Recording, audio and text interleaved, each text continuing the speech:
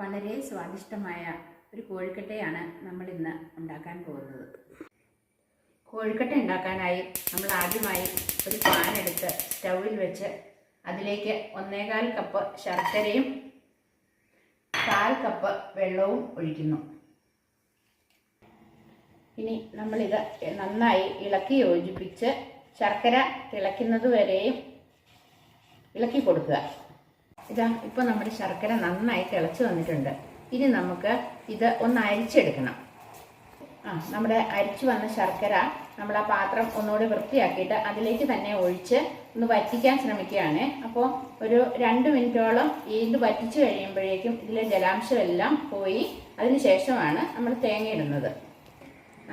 ഇപ്പോൾ ഇത് 2 മിനിറ്റ് തിളച്ചിട്ടുണ്ട്. ഇനി നമ്മൾ എടുത്തു വച്ചിരിക്കുന്ന 2.5 കപ്പ് തേങ്ങ ഇതിലേക്കിട്ട് നന്നായി ഇളക്കി കൊടുക്കുന്നു. ഈ തേങ്ങയിൽ നിന്ന് ഒരു ജലാംശം ഇതിലേക്ക് ഊറി വരും. അപ്പം അത് വറ്റാൻ വേണ്ടി നമ്മളൊരു 2 മിനിറ്റും കൂടെ ഇത് ഇളക്കി നന്നായി യോജിപ്പിച്ചു കൊടുക്കുന്നു. ഈ തേങ്ങയിലെ വെള്ളം ഒന്ന് വറ്റുന്നത് വരെ 2 മിനിറ്റ് നമുക്ക് നന്നായി ഇളക്കി ഈ വെള്ളം വറ്റിച്ചെടുക്കണം.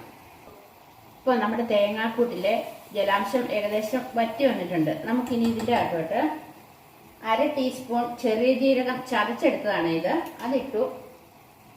ഏലക്കാപ്പൊടി 6 ചതച്ചത്, അത് രണ്ടും ചേർത്ത് നന്നായി ഒന്ന് ഇളക്കി കൊടുക്കാം. ഇപ്പോൾ നമ്മുടെ കൂട്ട് ഏതാണ്ട് പാകമായിട്ടുണ്ട്. നമുക്ക് ഇനി ഇത്